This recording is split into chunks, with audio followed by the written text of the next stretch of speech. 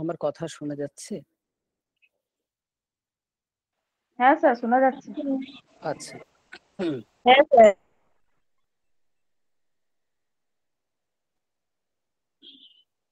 আচ্ছা, আমি একটু মিউট করছি।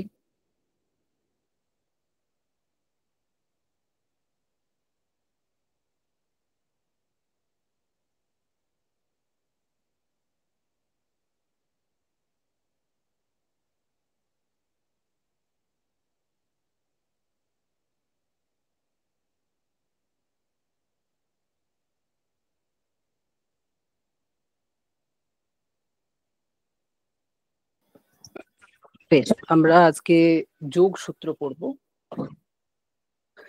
এবং যোগসূত্র নিয়ে অবশ্যই আমাদের বই ধরে ধরে পড়তে হবে। যদিও কিছু হেডিংস দেওয়া আছে যে এই বিষয়গুলো আমাদেরকে তৈরি করতে হবে, কিন্তু তথাপি এর বাইরেও অনেক সময় চলে আসে। তাই মোটামুটি একটা সার্বিক ধারণা নিয়ে এগোনোই বুদ্ধিমানের কাজ হবে। তো আমরা যে বিষয়গুলো কভার করতে চলেছি, আমি সেগুলো চোখের সামনে রেখেছি। সকলে দেখতে পাচ্ছেন যে আমরা প্রথমে একটা ভূমিকা দেখব যোগসূত্রে, তারপরে চিত্তভূমি, চিত্তবৃত্তি, ঈশ্বর, সমাধি এবং যোগাঙ্গ, এই বিষয়গুলো নিয়ে আমাদের আলোচনা হবে আজকে। তো আমরা পুরোটা অবশ্যই আজকে পারবো না করতে, কিন্তু আমরা ধীরে ধীরে এগিয়ে যাব। বেশ, তো প্রথমেই যে বিষয়টি বলার সেটা হচ্ছে যে আমরা জানি যে ভারতীয় দর্শনকে আমরা দুই ভাগে ভাগ করি। একটা হচ্ছে আস্তিক দর্শন আর একটা হচ্ছে নাস্তিক দর্শন, তাই তো? আস্তিক দর্শন ছটা: ন্যায়, বৈশেষিক, সাংখ্য, যোগ, পূর্ব মীমাংসা এবং উত্তর মীমাংসা। আর নাস্তিক দর্শন তিনটে: চার্বাক, বৌদ্ধ এবং জৈন। তো এই যে ছটি আস্তিক দর্শন, এই ছটি ভারতীয় আস্তিক দর্শনের মধ্যে অন্যতম হলো যোগ দর্শন। আর এই যোগ দর্শনের প্রবক্তা হলেন মহর্ষি পতঞ্জলি। ঠিক আছে? তো আমাদের ছটা যে আস্তিক দর্শন তার মধ্যে অন্যতম হলো যোগ দর্শন, আর এই যোগ দর্শনের প্রবক্তা মহর্ষি পতঞ্জলি। আপনারা জানেন যে সাংখ্য দর্শন এবং যোগ দর্শনকে সমান তন্ত্র বলা হয়, কারণ সাংখ্য দর্শন এবং যোগ দর্শনের সিদ্ধান্ত সমূহ অনেকাংশে এক। ঠিক আছে, পার্থক্য তো আছেই, তার জন্যই তো সাংখ্য দর্শন যোগ দর্শন দুটো ভিন্ন ভিন্ন দর্শন, না হলে তো একটাই নাম হতো। ঠিক আছে, দুটো অবশ্যই পৃথক, কিন্তু দুটো পৃথক হলেও আমরা কি দেখবো যে এদের মধ্যে অনেক সিদ্ধান্ত সাদৃশ্য আছে। ঠিক আছে, তো এই যে পতঞ্জলি, তিনি এমন কি করেছেন যার জন্য তাকে যোগ দর্শনের প্রবক্তা বলা হচ্ছে? এমনিতে বলা হয় হিরণ্যগর্ভ যোগস্য প্রোক্তা নান্যঃ পুরাতনঃ, যে হিরণ্যগর্ভ হচ্ছে যোগ শাস্ত্রের প্রোক্তা। তার মানে যদি কখনো এরকম আসে যে আহ যোগ শাস্ত্রের প্রাচীনতম প্রবক্তাকে, তখন হিরণ্যগর্ভ করতে হবে। ঠিক আছে, আর যদি দেখা যায় যে অন্য কিছু নেই, পতঞ্জলি আছে, তাহলে পতঞ্জলি হবে। কিন্তু এমনিতে বলা হয় হিরণ্যগর্ভ যোগস্য প্রোক্তা নান্যঃ পুরাতনঃ। তো পতঞ্জলি, ওনাকে যোগ দর্শনের প্রবক্তা বলা হয়, কিন্তু যোগ দর্শনের প্রাচীনতম আচার্য কিন্তু হিরণ্যগর্ভই, তার থেকেই যোগ শাস্ত্র এসেছে, এরকম আমরা শুনি। তো পতঞ্জলি কি করেছেন? পাতঞ্জল যে যোগ সূত্র, সেই যোগ সূত্র রচনা করেছেন, যেখানে 195টা সূত্র দিয়ে এই যোগ সূত্র গ্রন্থ রচিত হয়েছে। এই যোগ সূত্রের উপর ব্যাসদেব ব্যাস ভাষ্য বা যোগ ভাষ্য করেছেন। এবং পাতঞ্জল যোগসূত্র ভালোভাবে বোঝাই যায় না যদি ব্যাসদেবের এই যোগ ভাষ্য বা ব্যাস ভাষ্য আমরা না পড়ি। শুধুমাত্র যোগসূত্র পড়ে কিন্তু তত্ত্ব নির্ণয় করা খুব কঠিন। ঠিক আছে, তো এই ব্যাস ভাষ্যের ওপর বাচস্পতি মিশ্র একটা টিকা লিখেছেন, তত্ত্ব বৈশারদী টিকা। তাহলে বিষয় হচ্ছে এই পাতঞ্জল যোগসূত্র, সেই যোগসূত্রের ওপরে ব্যাসদেব একটা ভাষ্য লিখেছেন যার নাম হচ্ছে ব্যাস ভাষ্য বা যোগ ভাষ্য। তো এই ব্যাস ভাষ্যের ওপর বাচস্পতি মিশ্র তত্ত্ব বৈশারদী টিকা লিখেছেন, আর বিজ্ঞান ভিক্ষু যোগ বার্তিক টিকা লিখেছেন। এছাড়াও আরো অনেক অনেক টিকা টিপ্পনী এই যোগ সূত্রের বিদ্যমান আছে। তো পাতঞ্জল যে যোগ সূত্র, এই যে গ্রন্থটা, এটা 4টি পাদে বিভক্ত: সমাধিপাদ, সাধনপাদ, বিভূতিপাদ এবং কৈবল্যপাদ। তার মানে পাতঞ্জল যোগসূত্রে আমরা 4টে চ্যাপ্টার পাচ্ছি, অ্যাকচুয়ালি এগুলোকে পাদ বলা হয়েছে। 4টে চ্যাপ্টার পাচ্ছি, তাদের নাম হচ্ছে সমাধিপাদ, সাধনপাদ, বিভূতিপাদ এবং কৈবল্যপাদ। তো সমাধিপাদে 51টা সূত্র আছে, সাধনপাদে এবং বিভূতিপাদে 55টা করে সূত্র আছে, আর কৈবল্যপাদে 34টা সূত্র আছে। এবং সম্পূর্ণ সূত্র সংখ্যা পাতঞ্জল যোগ সূত্রে 5 কম 200, তাই তো, মানে 195টা।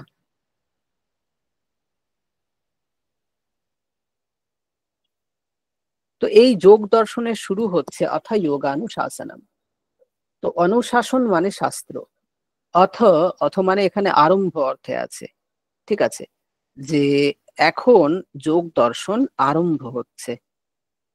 অথ যোগানুশাসনম, যোগ বিষয়ক যে অনুশাসন বা শাস্ত্র সেটি শুরু হচ্ছে। তো বলছে ঠিক আছে, কিন্তু যোগ কাকে বলে সেটাই যদি না জানি তাহলে কিসের শাস্ত্র সেটা তো বুঝতে পারবো না। তাহলে যোগ কাকে বলে? বলা হচ্ছে যোগশ্চিত্তবৃত্তি নিরোধঃ, চিত্তবৃত্তি সমূহের নিরোধকে যোগ বলা হয়, এবং যাহাই যোগ তাহাই হলো সমাধি। যোগ মানেও যা, সমাধি মানেও তা। চিত্তবৃত্তি সমূহের নিরোধ মানে কি? নিরোধ মানে আটকে দেওয়া, অবরুদ্ধ করা, ঠিক আছে। কাদেরকে? চিত্তবৃত্তিগুলোকে।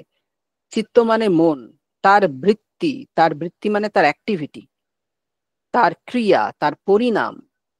এই মনের অ্যাক্টিভিটিকে সম্পূর্ণ নিরুদ্ধ করে দেওয়া, মনের অ্যাক্টিভিটিকে একেবারে বন্ধ করে দেওয়া, তাকে যোগ বলা হয়, ঠিক আছে।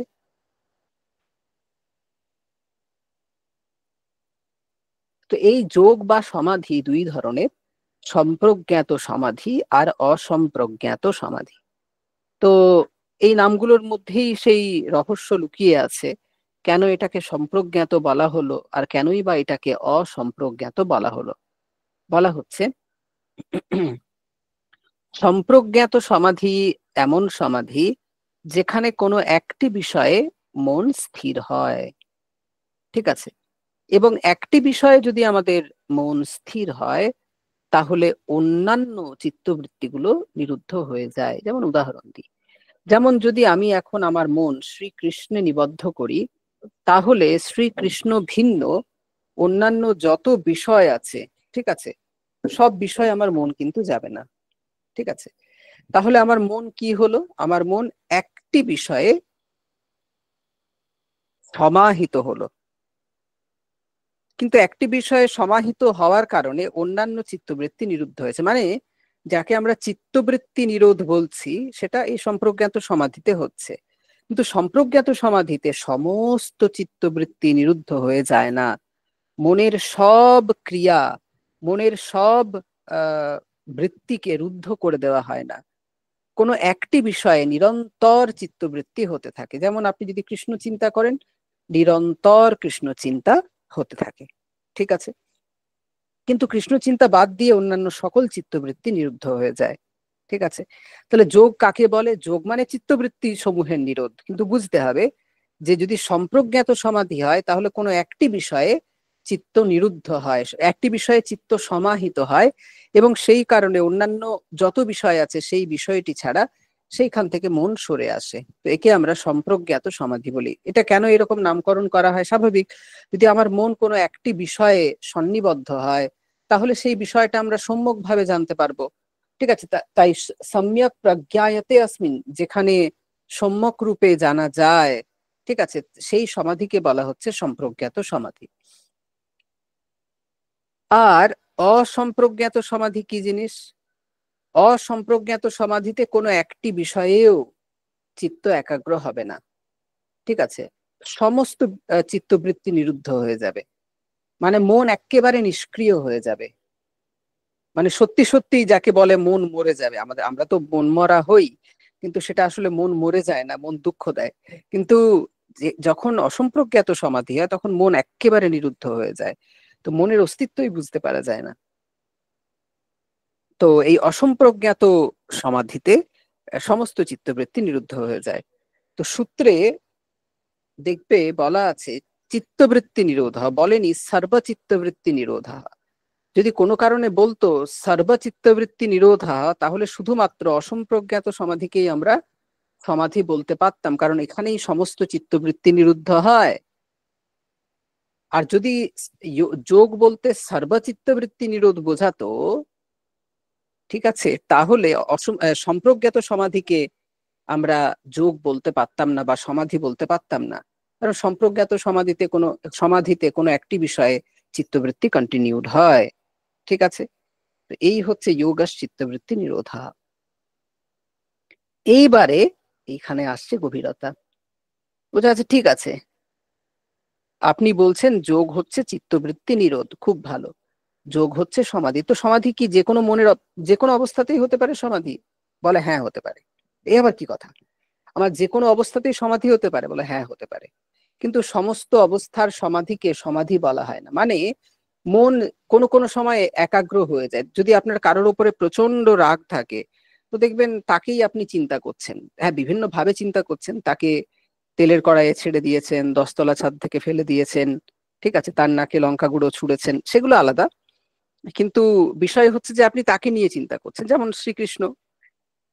শ্রীকৃষ্ণকে নিয়ে কংস চিন্তা করেছিলেন, কন্টিনিউয়াস একদম কৃষ্ণ চিন্তা করে গেছেন, কি করে কৃষ্ণের ক্ষতি হবে।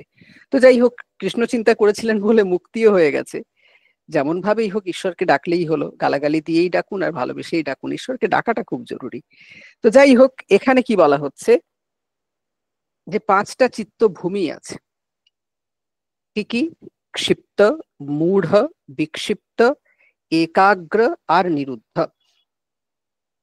তো এই যে 5টা চিত্ত ভূমি, মানে আমাদের মন এই 5টা পরিস্থিতিতে থাকতে পারে, এই 5টা অবস্থাতে থাকতে পারে, ঠিক আছে? কি কি হয়? ক্ষিপ্ত অবস্থায় থাকতে পারে, প্রচন্ড বিক্ষিপ্ত, কিছুতেই আপনি মনকে শান্ত করতে পারবেন না, ঠিক আছে? এটা হচ্ছে ক্ষিপ্ত অবস্থা। ক্ষিপ্ত অবস্থাতেও সমাধি হয়, জানেন তো? কেমন? ধরুন, যেমন জয়দ্রথের হয়েছিল। তো জয়দ্রথ যখন ঘোষ যাত্রা হয় মহাভারতে, তখন জয়দ্রথের প্রচুর অপমান হয়েছিল, কারণ ঘোষ যাত্রার সময় জয়দ্রথ এদেরকে আমাদের গন্ধর্বরাজ চিত্ররথ, সে এদেরকে বন্দি বানিয়েছিল। তারপরে অর্জুন, মানে আমাদের পাণ্ডবেরা বনবাস ছিলেন সেই সময়, তারা গিয়ে উদ্ধার করেন চিত্ররথের হাত থেকে। তো এইবারে বিষয়টা হচ্ছে তাতে জয়দ্রথ প্রচুর অপমানিত হয় এবং গিয়ে শিবের তপস্যা শুরু করে। তো বিষয় হচ্ছে এই যে রাগের মাথায় সে তপস্যায় বসে গেল, তার মন কিন্তু ক্ষিপ্ত, ক্রোধের বশে তার মন একাগ্র হয়ে গেল। তাহলে একে কি সমাধি বলবো? বলা হবে না, একে সমাধি বলা যায় না। তো ক্ষিপ্ত আমাদের যে চিত্ত ভূমি, মাইন্ড স্টেট, সেখানে সমাধি হয় না। মন একাগ্র হতে পারে, কিন্তু তাকে সমাধি বলা হয় না। মূঢ়, মূঢ় মানে হচ্ছে মোহগ্রস্ত। অনেক সময় আমাদের এই যুবক যুবতীদের মন মোহগ্রস্ত হয়। তো রাত্রেবেলায় কোনো এক যুবক, সে ভাবে তার প্রেমিকা তার ঠিক দরজার সামনে দাঁড়িয়ে আছে। এবার এইরকম যদি কোনোদিন কোনো প্রেমিক কোনো ভাবে উপলব্ধি করে, সে তো ভয়ে বাড়ি ছেড়ে পালিয়ে যাবে, তো ভাববে ভূত এসেছে। কিন্তু যাই হোক, অনেক সময় হয়, টিভিতে দেখবেন, সিনেমাগুলোতে দেখায়, ছেলেটা তাকিয়ে আছে সামনে, মেয়েটা নিচে নিচে ঘুরে বেড়াচ্ছে, তারপর আবার বাতাসে মিলিয়ে গেল, আবার খানিকক্ষণ পরে পেছনটাতে চলে এলো। তো ব্যাপারগুলো যদি রিয়েল লাইফে হয়, প্রচন্ড স্কেয়ারি, প্রচন্ড ভয়ের। কিন্তু অনেক সময় হয়, মোহগ্রস্ত মন হলে যা কিছু হতে পারে। তো কখনো কখনো যদি মন মোহগ্রস্ত হয়, দেখবেন কোনো ছেলে, সে কোনো মহিলাকে নিয়ে দীর্ঘক্ষণ কবিতা লিখে যাচ্ছে, একের পর এক কবিতা। তো মানে কি, মনকে সে নিরুদ্ধ করে, মানে মনকে একাগ্র করে ফেলেছে তার প্রেমিকাতে। কিন্তু তাহলে কি স্যার, এটা কি সমাধি বলা যায়? প্রেমিকা সমাধি কি বলা যেতে পারে? না, একে সমাধি বলা যায় না। মূঢ় অবস্থাতে কোনো সমাধি হয় না। ঠিক আছে, মন একাগ্র হয়ে যেতে পারে কিন্তু তাকে আমরা সমাধি বলি না। তো বিক্ষিপ্ত অবস্থা হচ্ছে আমাদের এখনকার যে অবস্থা, এই ক্লাস করছি মনটা একাগ্র হচ্ছে, আবার মনটা মাঝে মাঝে এদিক ওদিক চলে যাচ্ছে, মোবাইলে নোটিফিকেশন আসছে, দেখলাম আমার ছবিটা কে কটা লাইক করেছে, আর কেউ কোনো খারাপ কমেন্ট করলো কিনা, বা আমি যে ইনস্টাগ্রাম রিলটা বানিয়েছিলাম সেই রিলটা কত ভিউজ হলো, মাঝে চট করে দেখে নিলাম। তো এটা কি বিক্ষিপ্ত? মন কখনো কখনো একাগ্র হচ্ছে, আবার কখনো কখনো বিক্ষিপ্ত হয়ে যাচ্ছে। তো এটা হচ্ছে বিক্ষিপ্ত অবস্থা। বিক্ষিপ্ত অবস্থাতে মন কখনো কখনো স্থির শান্ত হয়, আবার কখনো কখনো অস্থির অশান্ত হয়ে যায়। তো এটা হচ্ছে বিক্ষিপ্ত অবস্থা। আমাদেরও বিক্ষিপ্ত অবস্থাতে মন একাগ্র হয়। হঠাৎ করে এখন আপনি যদি বলি যে কালকে আপনাদের নেট পরীক্ষা, এখনই শিগগিরই পড়তে আরম্ভ করুন, আপনাদের মন একদম পিন ড্রপ সাইলেন্স, একদম মন বসে যাবে পড়াতে। তো খানিকক্ষণ আগেই তো নাচা গানা করছিলেন, হঠাৎ করে মন একাগ্র হয়ে গেল কেন? কারণ আপনার বিক্ষিপ্ত অবস্থায় আছেন। ঠিক আছে, এই অবস্থাতে কখনো কখনো মন চঞ্চল হয়, কখনো কখনো একাগ্র হয়ে যায়। তো এটা হচ্ছে বিক্ষিপ্ত অবস্থা। এই যে তিনটে অবস্থা বললাম না, ক্ষিপ্ত, মূঢ়, বিক্ষিপ্ত, এই তিনটে অবস্থাতে সমাধি হয় না। একাগ্র অবস্থা আছে। এই একাগ্র অবস্থা এক অগ্রজার, মানে মনটা যখন একদম এক দিকেই যাচ্ছে তাকে আমরা বলি একাগ্র মন। এই একাগ্র চিত্তভূমিতে মনের এই অবস্থা, একাগ্র অবস্থা যখন হয় তখন সম্প্রজ্ঞাত সমাধি হয়। এই অবস্থায় কি হয়, কোনো একটি বিষয়ে মনকে একদম সমাহিত করা হয়। সেটা কোনো ভগবানের বিষয় হতে পারে, একটা শালগ্রাম শিলা রেখে আপনি ধ্যান করতে পারেন, তো মন একদম একাগ্র হয়ে যায়। ঠিক আছে, তো এই এই একাগ্র চিত্তভূমিতে সম্প্রজ্ঞাত সমাধি হয়। আর নিরুদ্ধ চিত্তভূমিতে অসম্প্রজ্ঞাত সমাধি হয়। নিরুদ্ধ চিত্তভূমি কেমন? যখন কোনো ধরনের চিত্তবৃত্তি আর উৎপন্ন হচ্ছে না, কোনো ধরনের চিত্তবৃত্তি উৎপন্ন হচ্ছে না, মন একদম একদম নিষ্ক্রিয় হয়ে গেছে। এই যে মনের একদম নিষ্ক্রিয় হয়ে যাওয়ার যে অবস্থাটা, এটাকে বলে নিরোধ অবস্থা, নিরুদ্ধ অবস্থা। ঠিক আছে, এই নিরুদ্ধ অবস্থাতে অসম্প্রজ্ঞাত সমাধি হয়। অসম্প্রজ্ঞাত সমাধি মানে যে সময় কিছুই জানতে পারা যায় না। এবং এই অসম্প্রজ্ঞাত সমাধিরই আরেক নাম হচ্ছে নির্বীজ সমাধি। ঠিক আছে, তাহলে কি জানলাম? ক্ষিপ্ত, মূঢ়, বিক্ষিপ্ত এই তিনটে অবস্থাতে সমাধি হয় না। একাগ্র অবস্থাতে সম্প্রজ্ঞাত সমাধি হয়, আর নিরুদ্ধ অবস্থাতে অসম্প্রজ্ঞাত সমাধি হয়। ঠিক আছে, তো এটাই আমি বলার চেষ্টা করেছি এখানে বিস্তৃতভাবে। এরপরে আমরা চিত্তবৃত্তিগুলো নিয়ে বলবো। তো প্রথমে আছে অর্থাৎ যোগানুশাসনম, তারপরে বলা হচ্ছে যোগাস চিত্তবৃত্তি নিরোধাঃ। ঠিক আছে, যোগ কেমন? যেখানে চিত্তবৃত্তি নিরুদ্ধ হয়ে যায় সব। ঠিক আছে, তারপরে বলা হচ্ছে তদা দ্রষ্টু স্বরূপে অবস্থানম, তখন পুরুষ যে দ্রষ্টা, সে নিজের যে সাক্ষী স্বরূপ, সেই সাক্ষী স্বরূপকে সাক্ষাৎকার করে। তো আমরা এই জড় জগতের সাথে নিজেদেরকে এক করে ফেলেছি। এই শরীরটাকে ভাবছি আমি, ইন্দ্রিয়গুলোকে ভাবছি আমি, ভাবছি এই বাড়িটা আমার, এই মোবাইল আমার, ইত্যাদি আমি আমার এই বোধ আমাদেরকে ছেয়ে রেখেছে। ঠিক আছে, তো এই আমি এবং আমার এই যে বোধ, জড় জগতের সাথে আমার যে একাত্ম ভাব, এটা অজ্ঞানের কারণে হয়। যখন এই যোগ শাস্ত্রের চরম অবস্থা অসম্প্রজ্ঞাত সমাধি হয়ে যায়, তখন কি হয়? তখন এই অজ্ঞানটা দূর হয়ে যায়। অর্থাৎ আমি যে জড় জগতের থেকে আলাদা, এই বোধ হয়ে যায়। মানে পুরুষ যে প্রকৃতির থেকে আলাদা, এই বোধ পুরুষের হয়ে যায়। তখন পুরুষ কি করে? নিজের স্বরূপে অবস্থান করে, অর্থাৎ নিজের যে নিত্য শুদ্ধ স্বভাব, সাক্ষী স্বভাব, সে যে কোনো কিছুতে লিপ্ত নয়, এই বোধ তার জন্মায়। আর যদি কারো জ্ঞান না থাকে, কারোর যদি এই যোগের মাধ্যমে কারোর যদি অসম্প্রজ্ঞাত সমাধি না হয়, তাহলে কি হবে? বলা হচ্ছে বৃত্তি সারূপ্যম ইতরত্র, অন্য সমস্ত জায়গাতে চিত্তবৃত্তির সাথে এই পুরুষ এক হয়ে বিদ্যমান, অর্থাৎ চিত্তবৃত্তিগুলোর থেকে সে নিজেকে আলাদা করতে পারে না। ঠিক আছে, এরপরে বলা হচ্ছে, আচ্ছা এই যে চিত্তবৃত্তি বলা হলো, এই চিত্তবৃত্তিগুলো কেমন? বলছে বৃত্তায়াহ পঞ্চতয়াহ ক্লিষ্টা ক্লিষ্টাহ। এই চিত্তবৃত্তিগুলো 5 ধরনের, সেগুলো আমরা পরে বলছি, কিন্তু মনে রাখবেন এই চিত্তবৃত্তিগুলো, এদেরকে দুটো ক্যাটাগরিতে ভাগ করা যায়, একটা হচ্ছে ক্লিষ্ট, একটা হচ্ছে অক্লিষ্ট। ঠিক আছে, তো ক্লিষ্ট কোনগুলো? না, যেগুলো ক্লেশ হেতুকাহ, যেগুলো অবিদ্যা ইত্যাদি ক্লেশ উৎপাদন করে, এবং কর্ম ও সংস্কারের ক্ষেত্র হলে, ক্ষেত্র যদি হয়, সেগুলোকে ক্লিষ্ট বলা হয়। মোদ্দা কথা, ক্লিষ্টগুলো কি করে? ক্লেশ উৎপাদন করে, তাই ক্লিষ্ট। অর্থাৎ আমি যে 5টা চিত্তবৃত্তি এখন বলতে চলেছি তারা যদি পুরুষের ক্লেশ উৎপাদন করে, পুরুষের কষ্ট উৎপাদন করে, কি কি কষ্ট? অবিদ্যা, অস্মিতা, রাগ, দ্বেষ আর অভিনিবেশ। এই অবিদ্যা, অস্মিতা, রাগ, দ্বেষ এবং অভিনিবেশ, এই 5 ধরনের ক্লেশ যদি এই চিত্তবৃত্তিগুলো উৎপাদন করে তখন এদেরকে বলা হয় ক্লিষ্ট। আর এবং এরা কর্ম এবং সংস্কার এগুলোর ক্ষেত্র, ঠিক আছে? অর্থাৎ এই চিত্তবৃত্তিগুলো কর্ম এবং সংস্কারকে উৎপাদন করে।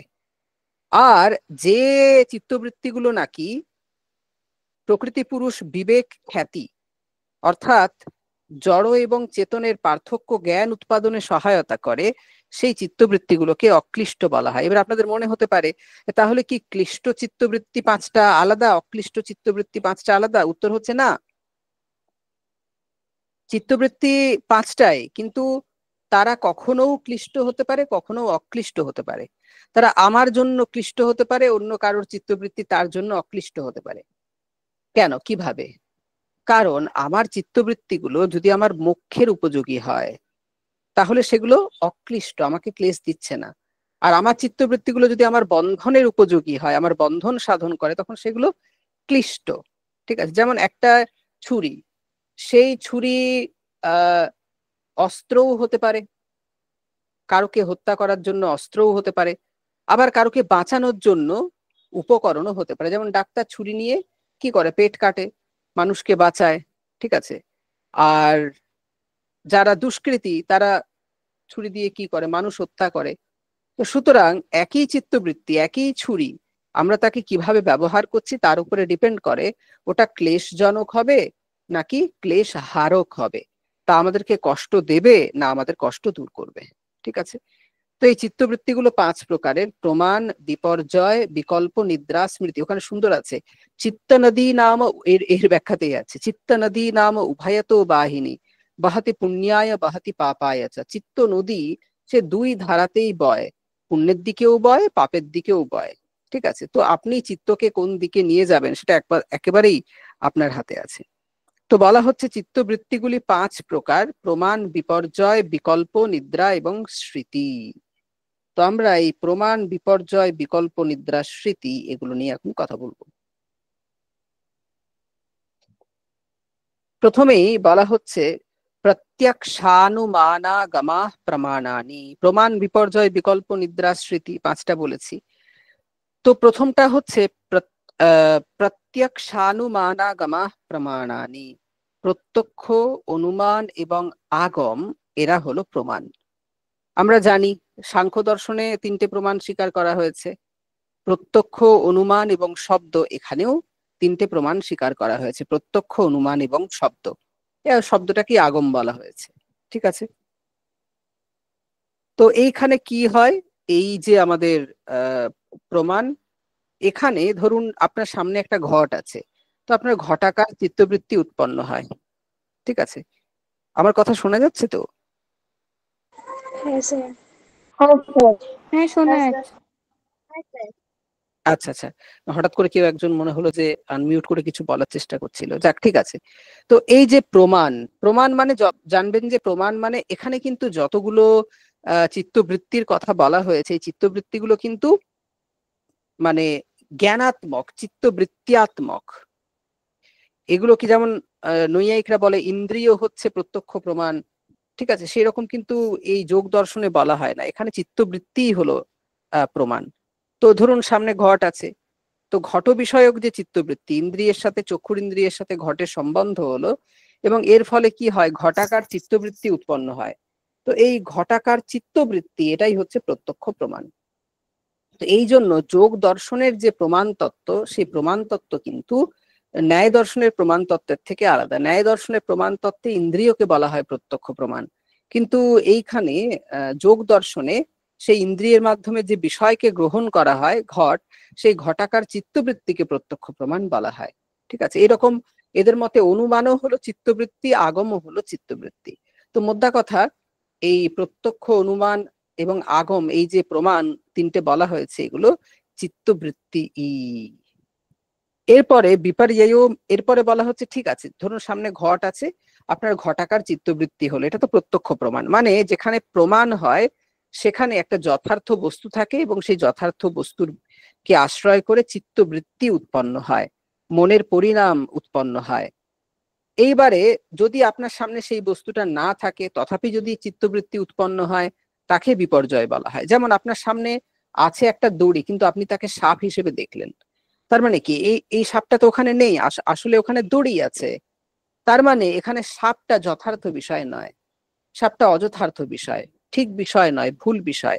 তো এইরকম ঠিক বিষয় যদি না হয়, সেইখানে যদি চিত্তবৃত্তি উৎপন্ন হয়, ঠিক আছে, তো এই জন্য বলা হচ্ছে বিপর্যয় মিথ্যা জ্ঞানম, যেটি মিথ্যা জ্ঞান এবং অতদ্রূপ প্রতিষ্ঠম। দড়িটাকে আপনি দড়ি বলে দেখছেন না, তদ্রূপ দড়িটাকে দড়ি বলে দেখা, অতদ্রূপ দড়িটাকে দড়ি বলে না দেখা, সাপ বলে দেখা, এটা অতদ্রূপ। তো এই অতদ্রূপ প্রতিষ্ঠম যে জ্ঞানম, অতদ্রূপ প্রতিষ্ঠ মানে বস্তুর যথার্থ স্বরূপকে প্রকাশ করে না যে জ্ঞান, তাকে বলা হচ্ছে বিপর্যয়। তাহলে বিপর্যয় কি? মিথ্যা জ্ঞানম। এখানে ভিন্ন ভাবে বস্তু দেখানো হয়, বস্তুর প্রকৃত স্বরূপকে বোঝানো হয় না। ঠিক আছে, তো বিপর্যয় হলো মিথ্যা জ্ঞান যা বাস্তব পদার্থকে বিষয় করে না, কল্পিত পদার্থকে বিষয় করে। প্রমাণ কি করে? বাস্তব পদার্থকে বিষয় করে। বিপর্যয় কি করে? কল্পিত পদার্থকে বিষয় করে।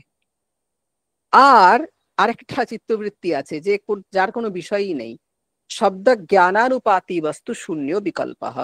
কি বলা হচ্ছে? শব্দ জ্ঞানানুপাতি, শুধুমাত্র শব্দটুকুই আছে। ঠিক আছে, বস্তু শূন্য, আসল বস্তু কিছু নেই। যেমন পশ্চিমবঙ্গে চাকরির কথাই ভাবুন। পশ্চিমবঙ্গে চাকরি যদি বলি, এটা কেমন বলে? শোনা যায় কিন্তু দেখা যায় না। তো সেই রকম এই যে বিকল্প বলে যে যোগ দর্শনের তত্ত্বটি আছে, তো এই বিষয়ে শোনা যায়, মানে শুধুমাত্র এটা হচ্ছে শব্দ জ্ঞানানুপাতি, শুধু শব্দ জ্ঞানই হয়। ঠিক আছে, এর এর কোনো বস্তু নেই, মানে এটা শুধুমাত্র শব্দ জ্ঞানেরই বিষয় হয়, এইরকম কোনো বস্তু নেই। যেমন যদি বলা হয় রাহুর শির, রাহুর মাথা, তো রাহুর মাথা বলে কিছু আছে নাকি? মাথাটাই তো রাহু। গল্প তো জানি যে একজন রাক্ষস ছিল, সে অমৃত খেতে বসেছিল লুকিয়ে লুকিয়ে। তো সূর্যচন্দ্র সেটা গিয়ে বিষ্ণুকে বলে দেয় এবং বিষ্ণু তাদের গলা কেটে দেয়, বলে এই তুই রাক্ষস, তুই কেন অমৃত খাবি? গলা কেটে দিয়েছে, কিন্তু গলা কাটলে কি হবে? তার অর্ধেকটা তো অমৃত খেয়েছে, বলে অর্ধেকটা অমর হয়ে গেছে, আর বাকি অর্ধেকটা মরে গেছে। তো এই যে গলাটাই, মানে এই যে গলা থেকে উপর অব্দি যে মাথাটা, তার নাম রাহু। তো রাহু নিজেই মাথা, রাহুর আবার কি মাথা থাকবে? ঠিক আছে, রাহু নিজেই মাথা, রাহুর আবার কি মাথা থাকবে? ফলে রাহুর মাথা এটা শুধুমাত্র শব্দ মাত্র। ঠিক আছে, এটা কোনো ইয়ে নেই, এটার কোনো বস্তু নেই, রাহুর মাথা বলে কিছু হয় না। বলে রাহুটাই তো মাথা, রাহুর আবার কি মাথা হবে? ঠিক আছে, বেশ। তো এই রকম যেখানে শুধুমাত্র কিছু শব্দ রয়েছে, আদতে ওই শব্দকে ওই শব্দের দ্বারা নির্দিষ্ট হয় এমন কোনো বস্তু নেই, সেই সেই চিত্তবৃত্তিটাকে বলা হয় বিকল্প। তার মানে কি? যদি তোমার সামনে একটা যথার্থ বস্তু থাকে এবং সেই যথার্থ বস্তু বিষয়ে চিত্তবৃত্তি হয়, সেই চিত্তবৃত্তিকে প্রমাণ বলে। এবার তোমার সামনে একটা মিথ্যা বস্তু আছে, যে বস্তুটা আসলে নেই কিন্তু প্রতিভাত হচ্ছে, দড়িতে সাপ দেখছো, তো এই মিথ্যা বস্তু বিষয়ে যে চিত্তবৃত্তি হয় তাকে বলে বিপর্যয়। আর কোনো বস্তুই নেই, শুধুমাত্র শব্দটুকু আছে। ঠিক আছে, তো আহ তাহলে আমরা সেখানে যে চিত্তবৃত্তি উৎপন্ন হবে তাকে আমরা বলবো বিকল্প। যেমন এই পরশুদিনই তো হবে, দেখবে শোনা যায় পশ্চিমবঙ্গে সততা আছে, দেখা যায় না। বেশ, আহ তাহলে আমরা প্রমাণ, বিপর্যয় এবং বিকল্প, এই তিনটে বিষয় দেখলাম। এরপরে নিদ্রা, এটা শুনেই সবার মনে প্রচন্ড আনন্দ হবে। এই তো স্যার এতক্ষণে মনের কথা বলেছেন, প্রমাণ, বিপর্যয়, সব কি সব বলছিলেন। নিদ্রা, এই নিদ্রা কিন্তু খুব ইম্পর্টেন্ট। যদি কারো ঘুম না হয় না, ঠিক আছে, সে পাগল হয়ে যাবে। তো আমাদের দেখবে যারা রাজনৈতিক নেতারা আছে, তো অধিকাংশই কেমন উন্মাদ উন্মাদ লাগে না? তোমার মনে হয় কোন সুস্থ মানুষ এই ধরনের কথা বলতে পারে? তার কারণ হচ্ছে ওদের ঘুম হয় না। কেন ঘুম হয় না? হাজার রকম ঘোটালা করা আছে, তার জন্য রাত্রেবেলায় ঘুম হয় না, ভাবে এই বুঝি এই হলো, এই বুঝি সেই হলো। আর যাদের কম টাকা আছে তারা শান্তিতে ঘুমোয়, যাদের প্রচুর টাকা তাদের ঘুমানোটা একটু চাপ হয়ে যায়। ঠিক আছে, টাকা পয়সা দরকার, অবশ্যই দরকার, যথেষ্ট টাকা পয়সা দরকার, কিন্তু আমাদের পশ্চিমবঙ্গের নেতা নেত্রীদের মতো অতটা টাকা না হলেও চলবে, ঠিক কিনা? তো ওই জন্য ওই নিদ্রা ওদের ঠিকঠাক হয় না। তার জন্য দেখবে পরশুদিন কি চেঁচাবে। টিভি দেখলে মনে হবে ওরে বাবা এরা কি করে এত চেঁচায়, এদের পেছনে কি ইউরেনিয়ামের ব্যাটারি লাগানো আছে? কোনো সুস্থ মানুষ এত চেঁচাতে পারে না, কান ফান ঝালাপালা করিয়ে দেবে। তো যাই হোক, বিষয় হচ্ছে যে এখানে কিন্তু নিদ্রা বলতে ঘুম এর কথা বলা হচ্ছে না। ঠিক আছে, এখানে নিদ্রা মানে কি, আমি বারবার বলছি এগুলো চিত্তবৃত্তি, এগুলো মনের পরিণাম। তাহলে নিদ্রা এখানে কাকে বলা হচ্ছে? অভাব প্রত্যয় আলম্বনা। ঠিক আছে, জাগ্রত অবস্থা এবং স্বপ্ন অবস্থাকে অতিক্রম করে যখন আমরা সুষুপ্তি অবস্থাতে যাই, ঠিক আছে, তখন এক ধরনের তমহ, এক ধরনের জড়তা থাকে। ঠিক আছে, তো জাগ্রত এবং স্বপ্নের অভাবের প্রত্যয় অর্থাৎ কারণ যে তমহ, জড়তা, সেই জড়তাকে অবলম্বন করে যে বৃত্তি হয় তাকে বলে নিদ্রা। নিদ্রা হচ্ছে অজ্ঞানের অনুভব। আমরা ঘুম থেকে উঠে কি বলি? সুখমহম অস্বাপসম না কিঞ্চিত বেদিশম, আমি দারুণ ঘুমিয়েছি, আমি কিচ্ছু জানতে পারিনি। এই যে কিচ্ছু না জানতে পারা, তার মানে কি? অজ্ঞানকে জানা, আমি কিছু জানতে পাচ্ছি না, এটাকে উপলব্ধি করা, এটাকেই বলা হচ্ছে অজ্ঞানের জ্ঞান, অজ্ঞানকে উপলব্ধি করা। ঠিক আছে, স্যার অজ্ঞানের জ্ঞান আবার হয় নাকি? হ্যাঁ, অজ্ঞানের জ্ঞান মানে কি? অজ্ঞান প্রকাশিত হচ্ছে কার দ্বারা? চৈতন্যের দ্বারা অজ্ঞান প্রকাশিত হচ্ছে। তো এই যে অজ্ঞানকে আশ্রয় করে যে চিত্তবৃত্তি রয়েছে তাকে বলে নিদ্রা। তার মানে আপনি ডিপ স্লিপে যখন আপনি রয়েছেন তখন এক ধরনের চিত্তবৃত্তি হয়, সেই চিত্তবৃত্তিকে বলে নিদ্রা। এখানে নিদ্রা মানে নিতান্ত ঘুমিয়ে পড়া নয়। ঠিক আছে, আর এক ধরনের জ্ঞান আছে, সেটাকে বলা হয় স্মৃতি। এক ধরনের বৃত্তি আছে, তাকে বলা হয় স্মৃতি। তার লক্ষণ অনুভূত বিষয়া সম্প্রমোষঃ স্মৃতি। প্রমোষঃ মানে লুকিয়ে ফেলা, অসম্প্রমোষঃ মানে লুকিয়ে না ফেলা। ঠিক আছে, অর্থাৎ লুকানো নয়, তাকে প্রকাশিত করা। কোন বিষয়কে? অনুভূত বিষয়কে। আগে যে বিষয় অনুভূত হয়েছে তাকে পুনরায় যদি আমি উপস্থাপন করি, হয়তো বস্তুটা সামনে নেই কিন্তু তাকে আমি বাক্যের মাধ্যমে উপস্থাপন করছি, তখন তাকে বলা হয় স্মৃতি। যেমন এখন আমরা স্মরণ করছি। কি স্মরণ করছি? যে আজ থেকে 5 বছর আগে আমরা ইউনিভার্সিটিতে পড়তাম। আমি এখন ইউনিভার্সিটিতে বসে নেই, বাড়িতে বসে আছি, কিন্তু আমি বলছি আজ থেকে 5 বছর আগে আমি ইউনিভার্সিটিতে পড়তাম। ইউনিভার্সিটির যে ঘটনাগুলো সেগুলো আমার মনে চলে আসছে। ঠিক আছে, তো অনুভূত বিষয়ের যে প্রকাশ, অনুভূত বিষয়ের সংস্কার আমাদের মনে থাকে, সেই সংস্কার বিষয়ক যে চিত্তবৃত্তি তাকে বলা হয় স্মৃতি। তো এই হচ্ছে আমাদের 5 ধরনের চিত্তবৃত্তি: প্রমাণ, বিপর্যয়, বিকল্প, নিদ্রা, স্মৃতি। যদি কোনো জীব বেঁচে থাকে তাহলে এই 5টা চিত্তবৃত্তির মধ্যে কোনো একটাতে সে আছে, হয় প্রমাণে আছে, জাগ্রত অবস্থায় সে প্রমাণে থাকে, স্বপ্নে চলে গেলে সে বিপর্যয়ে চলে যাচ্ছে, সুষুপ্তিতে আবার জাগ্রত এবং স্বপ্ন উভয় জায়গাতেই বিকল্প চিত্তবৃত্তি হতে পারে। সুষুপ্তিতে যখন যাচ্ছে তখন নিদ্রা, আর যখন সে স্মরণ করছে তখন তার যে চিত্তবৃত্তি হচ্ছে তাকে আমরা বলছি স্মৃতি। তার মানে যদি আমাদেরকে মনকে ফ্রি করতে হয়, মনকে নিরুদ্ধ করতে হয়, মনকে শান্ত করতে হয়, তাহলে এমন করতে হবে যে এই 5টা চিত্তবৃত্তি যাতে উৎপন্ন না হয়, প্রমাণ, বিপর্যয়, বিকল্প, নিদ্রা, স্মৃতি, এরা যাতে কোনোভাবেই উৎপন্ন না হয়, এইটি আমাদেরকে মাথায় রাখতে হবে, তার জন্য চেষ্টা করতে হবে। ঠিক আছে, খুব ভালো। এই চিত্তবৃত্তিগুলোকে আমি আটকাবো কি করে? আমি তো বুঝলাম যে প্রমাণ, বিপর্যয়, বিকল্প, নিদ্রা, স্মৃতি, এই 5টা চিত্তবৃত্তি আছে, কিন্তু এই চিত্তবৃত্তিগুলোকে তো আটকানো যায় না। মনকে কে আটকাতে পেরেছে? গীতাতে বলা হচ্ছে, গীতাতে বলা হচ্ছে যে হে ভগবান, মনকে তো আটকানো খুব কঠিন। বায়ুরিব সুদুষ্করম, বায়ুকে যেমন আটকানো যায় না, এই মনকেও সেরকম আটকানো যায় না। তস্যাহম নিগ্রহম মন্যে বায়োরিব সুদুষ্করম, বায়ুকে যেমন আটকানো যায় না সেরকম এই মনকেও, এই চিত্তবৃত্তি গুলোকেও আটকানো যায় না। ভগবান তার উত্তরে কি বলছেন? অসংশয়ম মহাবাহো মনো দুর্নিগ্রহম চলম অভ্যাসে নতু কৌন্তেয় বৈরাগ্যেণ চ গৃহ্যতে। অসংশয়ম মহাবাহো, হে মহাবাহু, তুমি ঠিকই বলেছো, এই বিষয়ে কোনো সংশয় নেই যে মন হচ্ছে দুর্নিগ্রহ, তাকে নিয়ন্ত্রণ করা যায় না এবং সে প্রচন্ড চঞ্চল। তবে মনে রেখো, অভ্যাস এবং বৈরাগ্যের দ্বারা তাকে নিরুদ্ধ করা যায়। অভ্যাস মানে কোনো একটা জিনিসকে বারবার রিপিট করা, তাকে বলা হয় অভ্যাস। আর বৈরাগ্য মানে হচ্ছে কি? বৈরাগ্য মানে তদ ভিন্ন বস্তুকে পরিত্যাগ করা, তাকে বলা হচ্ছে বৈরাগ্য। তো অভ্যাস এবং বৈরাগ্যের মাধ্যমে চিত্তবৃত্তিগুলো নিরুদ্ধ হতে পারে। আমার কাছে কোনো বিষয় আছে, আমি তাকে জানার চেষ্টা করছি, সেই বিষয় ভোগের চেষ্টা করছি, এটা এক ধরনের পদ্ধতি, কিন্তু আমি যদি ওটাকে ত্যাগ করার চেষ্টা করি, ঠিক আছে, এবং আমার যে মূল উপাস্য আমি যদি সেখানেই মনকে একাগ্র করি, তাহলে কিন্তু আমার সমাধি প্রাপ্তি, আমার চিত্তবৃত্তিগুলো নিরুদ্ধ হতে পারে। তো অভ্যাস এবং বৈরাগ্যের দ্বারা চিত্তবৃত্তিগুলো নিরুদ্ধ হয়। আর যখন চিত্তবৃত্তিগুলো নিরুদ্ধ হয়ে যায় তখন কি হয়, তখন পুরুষ নিজের যে মাহাত্ম্য সেটা বুঝতে পারে এবং সাক্ষী রূপে অবস্থান করে। সে বোঝে যে জড় জগতের সাথে তার কোনো সম্পর্ক নেই, এই শরীর জড়, এই বাইরের জগৎ যা রয়েছে সব জড় পদার্থ, ঠিক আছে। তো সে এই বস্তুগুলো হতে পারে না, এই বস্তুগুলোর সাথে তার বিস্তর পার্থক্য রয়েছে। এই যে আমি বলি আমি বেটে, আমি লম্বা, আমি কালো, আমি ফর্সা, আমি পাতলা, আমি মোটা, এগুলো আমি নিজের উপরে নিচ্ছি কেন? আত্মা তো মোটা নয়, ঠিক আছে। ও বাবা, ধরুন আমার পাতলা পাতলা শরীর, এবার অনিমেষ আমার ছাত্র, বলে ও বাবা স্যারের আত্মা কত মোটা, ওইটুকু পাতলা শরীরে কি করে এত বড় আত্মা আছে, এরকম হয় না, ঠিক আছে। তো বিষয় হচ্ছে যে পুরুষ সে মানে এরা আত্মা বলে না, এরা পুরুষ বলে।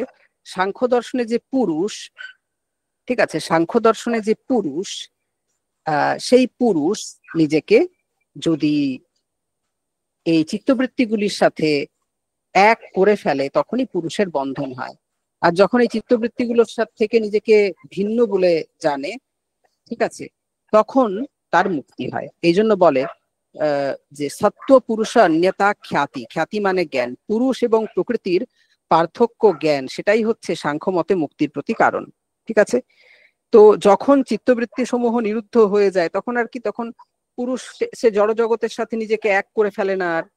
তখন কি হয়, তখন সে নিজেকে নিত্য শুদ্ধ সাক্ষী এরকম ভাবে ভাবে যে আমি কোনো কিছুতেই লিপ্ত নই, আমি সবগুলোকে দেখছি মাত্র।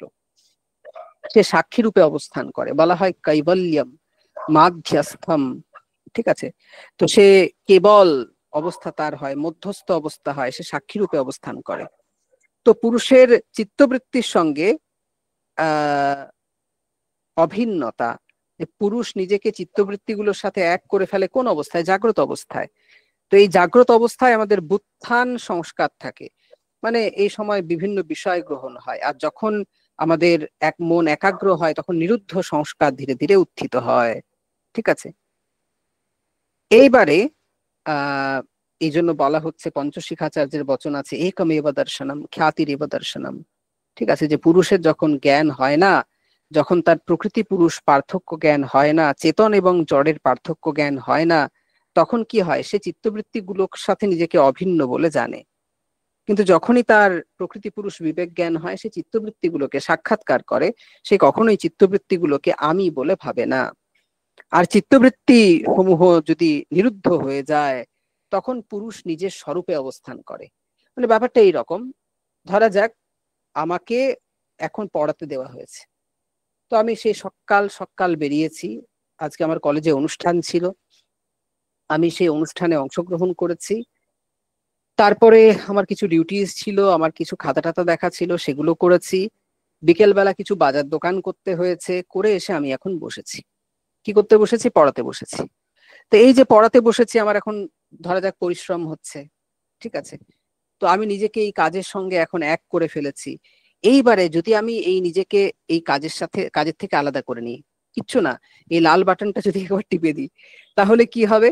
তাহলে আমি একদম নিশ্চিন্ত হয়ে গেলাম, আর আমার কোনো কাজ নেই। এইবারে আমি দুই পা ছড়িয়ে বিছানাতে একদম টান টান হয়ে যাব, ঠিক আছে। তো বিষয় হচ্ছে কি, এই অবস্থাতে আমি আমার স্বরূপাবস্থা, মানে স্বরূপাবস্থা মানে কি, যেটা আমার আসল স্বরূপ সেটা প্রকাশিত হবে।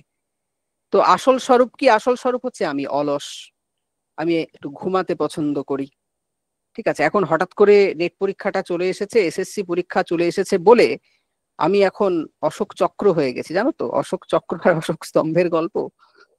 তো সাধারণ সময়ে আমরা অশোক স্তম্ভ হয়ে থাকি, আর যখনই প্রেসার চলে আসে বিভিন্ন জায়গা থেকে তখন আমরা অশোক চক্র হয়ে যাই।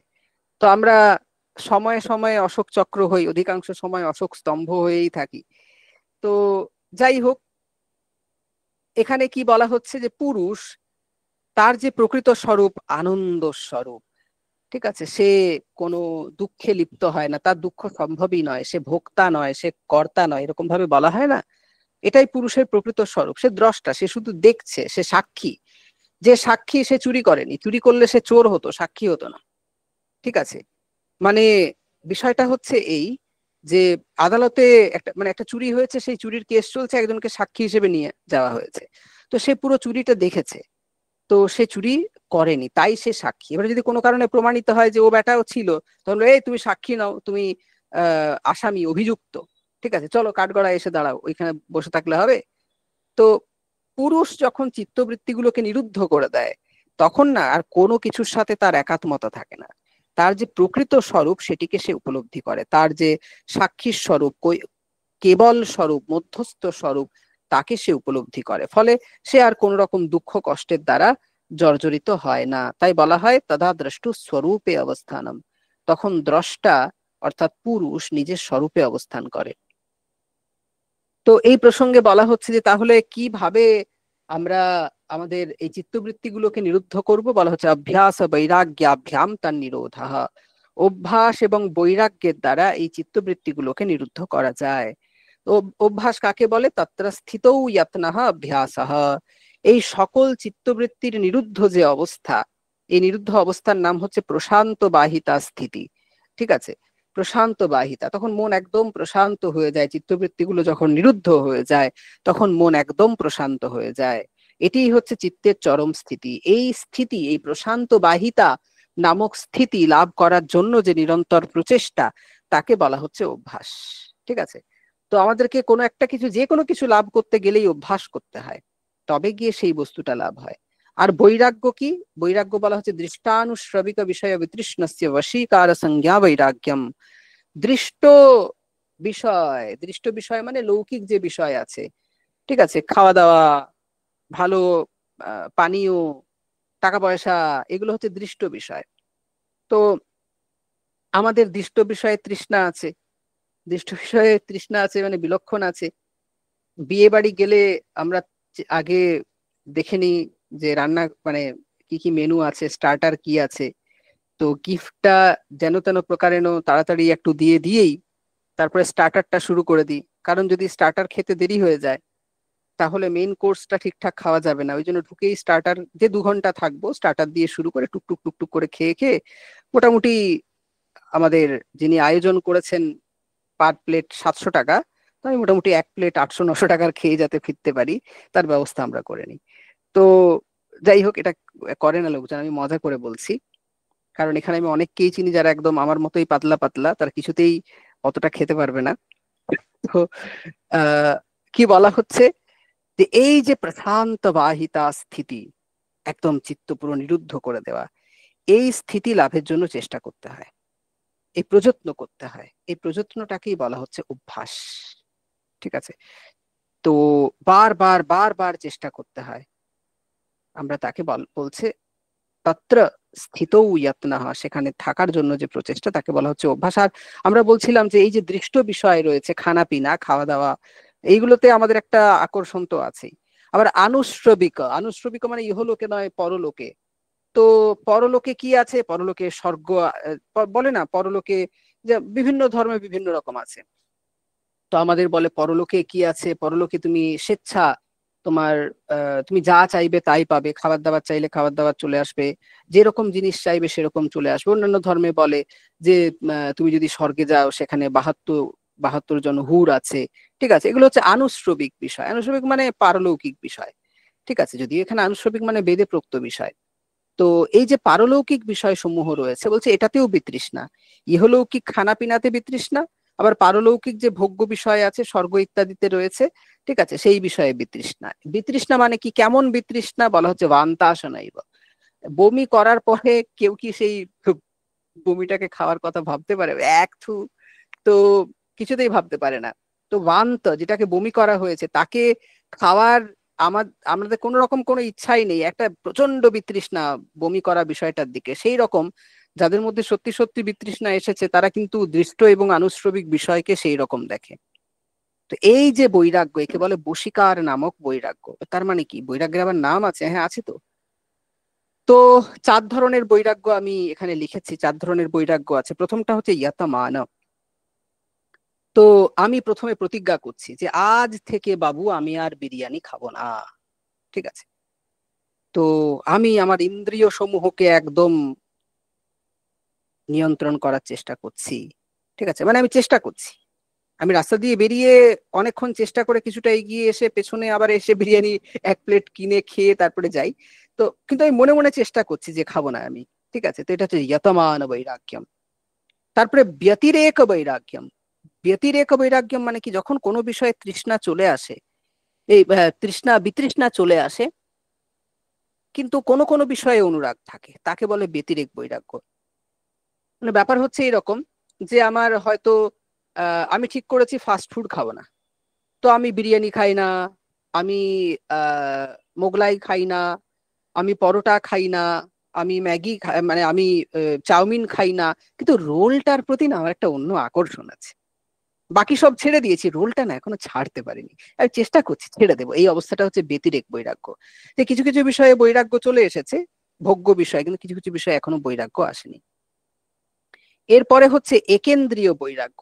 আমার বাহ্য ইন্দ্রিয় সব নিরুদ্ধ হয়ে গেছে, আমি কোনো ফাস্ট ফুড আর খাই না, ঠিক আছে। দোকানে নিয়ে গেলেও আমি খাবোই না, আমাকে কেউ খাওয়াতে পারবে না, কিন্তু মনে মনে খাওয়ার বাসনাটা রয়ে গেছে। মানে কি, বাহ্য ইন্দ্রিয়গুলো নিরুদ্ধ হয়ে গেছে, কিন্তু মনকে এখনো না কন্ট্রোল করতে পারছি না। গন্ধটা শুকলেই মন যেন ওইদিকে ছুটে চলে যায়, তারপর কোন রকমে বডিটাকে টেনে নিয়ে আসতে হয় এখান থেকে। এটা হচ্ছে একেন্দ্রীয় বৈরাগ্য। আর যখন ইহলৌকিক পারলৌকিক সমস্ত বিষয়ে আমার বৈরাগ্য চলে এসেছে, আমি ছোবই না, আবার মনে মনেই ওই বৈরাগ্য চলে এসেছে, ওটাকে বলে বশীকার নামক বৈরাগ্য। তো এই ইয়তমান, ব্যতিরেক, একেন্দ্রীয় আর বশীকার, এই 4 ধরনের বৈরাগ্য বলা হয়েছে। তো এই 4 ধরনের বৈরাগ্য কিন্তু জরুরি, মানে আমার যেমন অভ্যাস জরুরি, এবং সেই রকম এখানে বৈরাগ্য জরুরি। অভ্যাস এবং বৈরাগ্যের দ্বারাই কিন্তু চিত্তবৃত্তিগুলো নিরুদ্ধ হয়। মনকে না হলে নিরুদ্ধ করাই যাবে না, মনকে আটকানোই যাবে না। মন নিজের মতো প্রচন্ড কঠিন, মনকে আটকানো যায় না। তাকে নিরন্তর বারবার অভ্যাসের মাধ্যমে আর বৈরাগ্যের মাধ্যমে তাকে নিয়ন্ত্রণ করতে হয়। তো এরপরে বলা হচ্ছে ঠিক আছে, তাহলে এই যে আহ, আমাদের চিত্তবৃত্তি সমূহ এর যখন নিরুদ্ধ হয়ে যায় তখন যোগ হয়, আমরা এরকম বলেছি।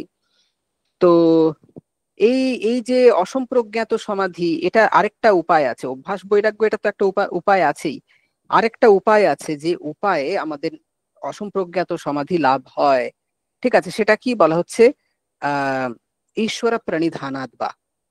আমি আগামী ক্লাসে সমাধিগুলো নিয়ে বলবো।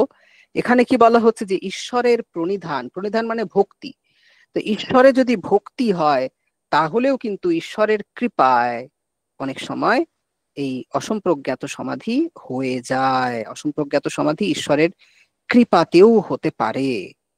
না তাই নাকি? তাহলে ঈশ্বরকে, ঈশ্বর মানে কি ভগবান, যিনি সৃষ্টি স্থিতি প্রলয় করেন জগতের? বলছে না, যোগ দর্শনের ঈশ্বর অতটা ক্ষমতা সম্পন্ন নয়।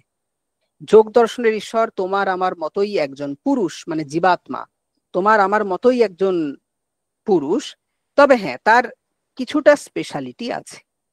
যেমন আমিও মানুষ, তারপরে আহ মানে মুকেশ আম্বানিও মানুষ, দুজনেই মানুষ।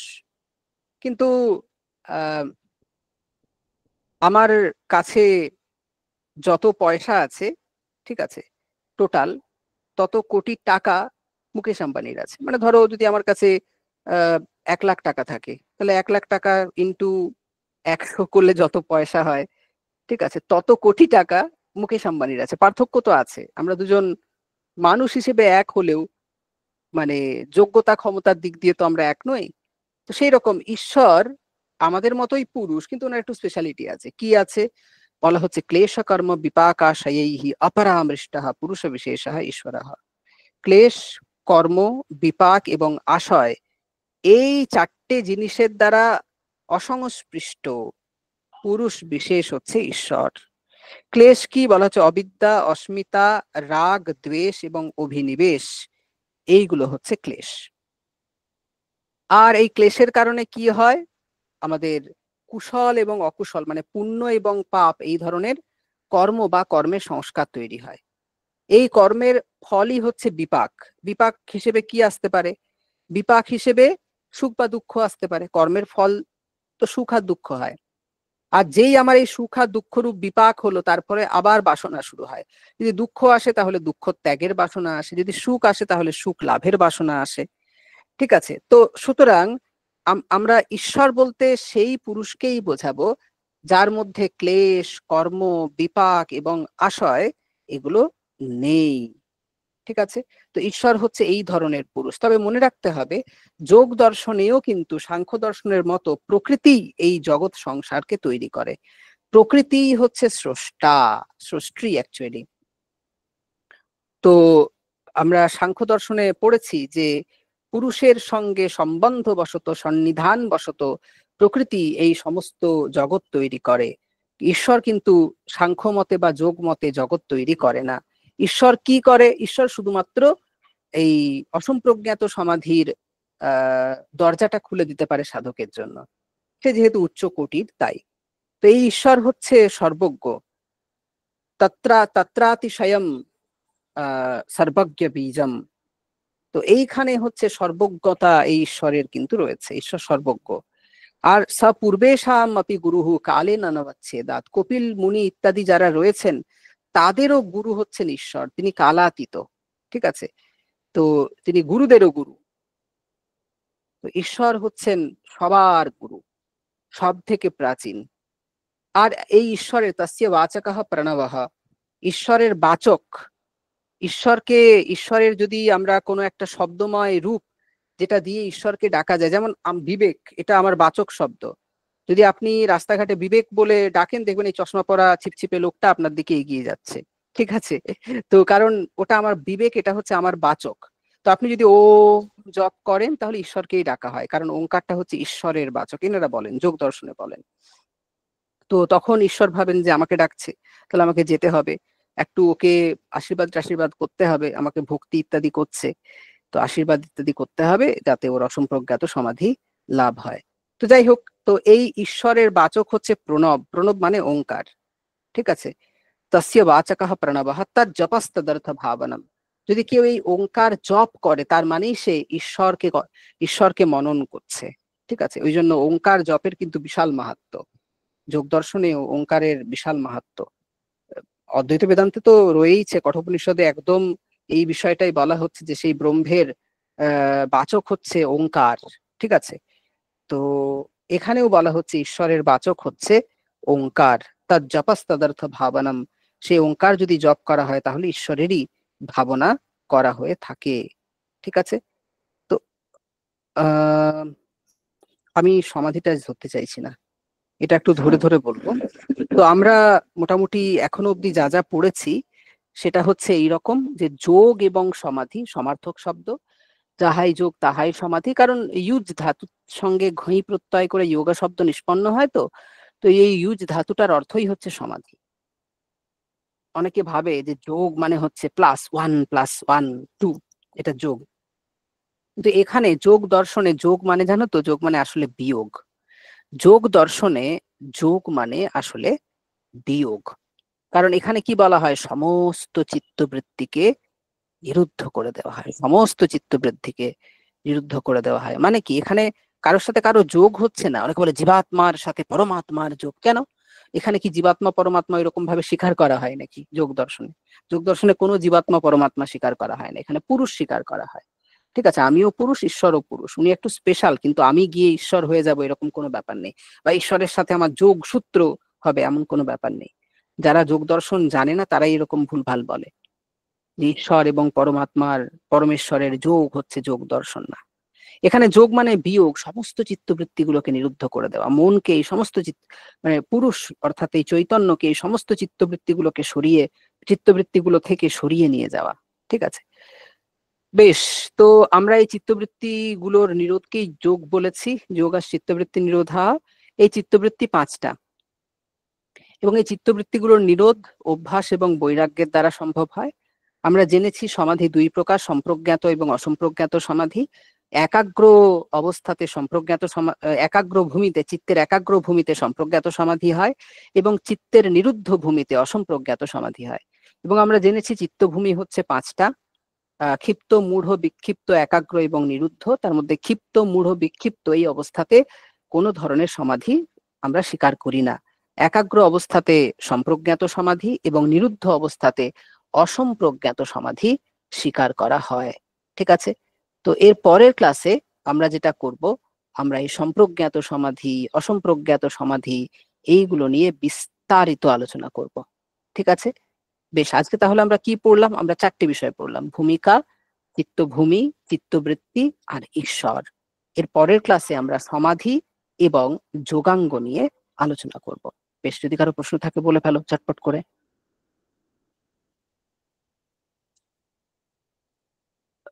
অনিন্দিতা, বোঝা যাচ্ছিল তো নাকি? খুব কঠিন লাগছিল? স্যার চিত্তবৃত্তি 5টা? হ্যাঁ, চিত্তবৃত্তি 5টা: প্রমাণ, বিপর্যয়, বিকল্প, নিদ্রা এবং স্মৃতি। আচ্ছা, চিত্তভূমি 5টা কি কি স্যার? হ্যাঁ, চিত্তভূমি 5টা হচ্ছে ক্ষিপ্ত, বিক্ষিপ্ত, মূঢ়, একাগ্র এবং নিরুদ্ধ। হ্যাঁ ঠিক আছে, মনে পড়বে। হ্যাঁ, স্যার রেইজ হ্যান্ড করলে আমি বুঝতে পারবো, সবাই একসাথে বললে তো বুঝতে পারবো না। হ্যাঁ, পাপাই শীল, পাপাই বলো। স্যার শব্দ আর শব্দ দুটো কি এক? শব্দ এবং শব্দ আমি কিভাবে ব্যবহার করছি তার উপরে ডিপেন্ড করছে। ঠিক আছে, শব্দ মানে শব্দ, শব্দ মানে শব্দ সম্পর্কিত, তাকে বলে শব্দ। আবার শব্দকেও আমরা স্বার্থে অণপ্রত্যয় করে শব্দ বলতে পারি। ফলে আমি কোন কনটেক্সটে বলছি, কোন শব্দটা বলছি, তার ভিত্তিতে শব্দ এবং শব্দের পার্থক্য নির্ণয় করতে হয়। পাপাই তুমি শব্দ বলো, আমি দেখো বলে দিচ্ছি ওখানে কি অর্থ হবে।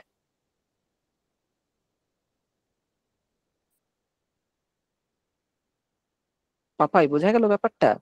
হ্যাঁ স্যার। ওটা কনটেক্সট দেখে বুঝতে পারবে। যেমন উদাহরণ দিই, যেমন ধরো শব্দবোধা। শব্দবোধ মানে কি? শব্দবোধ মানে বাক্যার্থের জ্ঞান। এখানে শব্দ মানে কি? শব্দ সম্পর্কিত। ঠিক আছে, বা শব্দ থেকে উৎপন্ন যে বোধ, যে জ্ঞান, তাকে বলা হচ্ছে শব্দবোধ। তো এই জন্য বলছি না, কনটেক্সট ধরে ধরে তোমাকে শব্দের অর্থ দেখতে হবে। তুমি এরকম হঠাৎ করে স্যার শব্দ মানে কি, বোঝা গেল শব্দ মানে সাউন্ড। শব্দ মানে কি? শব্দ মানে শব্দের সাথে সম্পর্কিত, তাকে বলা হয় শব্দ। এইটুকুই বলতে পারা যায় পাপাই। ঠিক আছে স্যার। বাকিটা কনটেক্সট দেখে আমাকে বলতে হবে যে এখানে কি ধরনের অর্থ নেব। ওকে স্যার, হ্যাঁ, থ্যাংক ইউ। হ্যাঁ, আরেকটি মহিলা কণ্ঠ পাচ্ছিলাম, বলে ফেলো। সে স্যার ওই হ্যাঁ চিত্তবৃত্তির মধ্যে যে প্রমাণটা আছে, যেমন হ্যাঁ প্রত্যেক মানাগমঃ প্রমাণানি, এটার যে কি হুম, বললাম, আর একটা এটা এই কি যে বললো? শব্দ অনুপাতে বস্তু শুনে, এই দুইটা। মানে স্যার প্রমাণ আর বিকল্পটা বোঝা গেল না। হ্যাঁ হ্যাঁ স্যার, এই দুইটা। হ্যাঁ, বেশ বেশ বেশ বেশ। প্রমাণ কাকে বলে? বলা হচ্ছে এগুলো তো চিত্তবৃত্তি, মানে মনের বৃত্তি হচ্ছে প্রমাণ। প্রমাণ মানে বিষয়াকার যে চিত্তবৃত্তি, তাকে বলা হচ্ছে প্রমাণ। বিষয়াকার চিত্তবৃত্তি কেন হচ্ছে? ইন্দ্রিয়ের সাথে বিষয়ের সম্পর্কের ফলে যে চিত্তবৃত্তি উৎপন্ন হচ্ছে, সেই চিত্তবৃত্তিকে আমরা প্রমাণ বলছি। ঠিক আছে, তাহলে ধরো সামনে ঘট আছে, চক্ষুরূপ ইন্দ্রিয়, চক্ষুর ইন্দ্রিয়ের সাথে ঘটের সম্বন্ধ হলো, তার ফলে সেখানে ঘটাকার চিত্তবৃত্তি হলো। এই যে ঘটাকার চিত্তবৃত্তি, তাকেই আমরা প্রত্যক্ষ প্রমাণ বলছি। তাহলে প্রত্যক্ষ প্রমাণ মানে কি? বিষয়াকার চিত্তবৃত্তি। এটা বোঝা গেছে রুম্পা? হ্যাঁ স্যার, এখন ক্লিয়ার। এইবারে বিকল্প জিনিসটা কি? বিকল্প মানে হচ্ছে শব্দ জ্ঞানানুপাতি বস্তু শূন্য বিকল্প। ঠিক আছে, তো শব্দ জ্ঞানানুপাতি মানে যেখানে শুধুমাত্র শব্দটাই প্রয়োগ হয়, ওই শব্দের নিরিখে কোনো বস্তু নেই।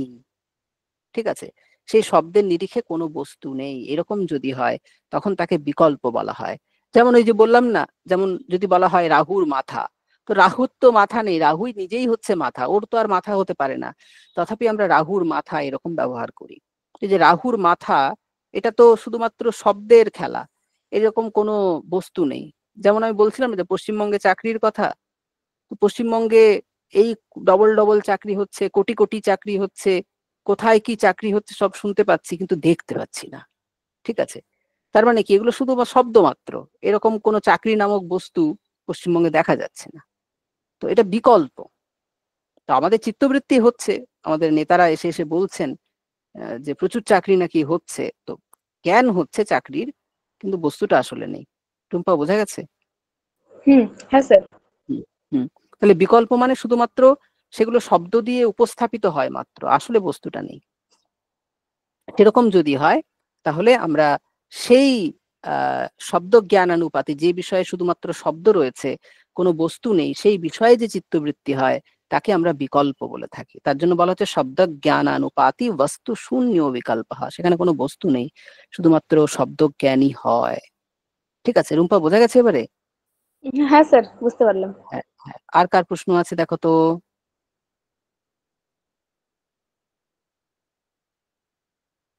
বেশ, ঠিক আছে তাহলে আমরা আজ, হ্যাঁ মাম্পি, মাম্পি বলো, মাম্পা মাঝি, বলো মাম্পা। হ্যাঁ স্যার, শুনতে হ্যাঁ, পাচ্ছেন? হ্যাঁ শুনতে পাচ্ছি, শুনতে পাচ্ছি, বলো বলো। হ্যাঁ স্যার, ঈশ্বর পড়ানোর সময় আপনি যে বললেন অপরামিষ্ট, স্যার অপরামিষ্ট শব্দের অর্থটা যদি একটু বলতেন। হ্যাঁ হ্যাঁ হ্যাঁ, পরামর্শঃ, পরামর্শঃ মানে জ্ঞান। আমরা পড়েছি না যে পরামর্শজন্যম জ্ঞানম অনুমিতিহি।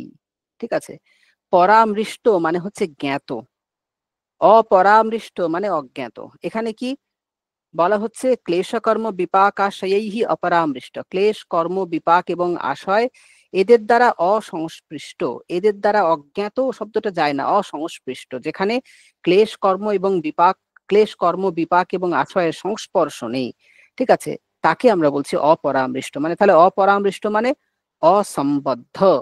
ঠিক আছে, মানে ক্লেশ কর্ম বিপাক এবং আশয়ের যার সাথে সম্বন্ধ নেই সে হলো ঈশ্বর।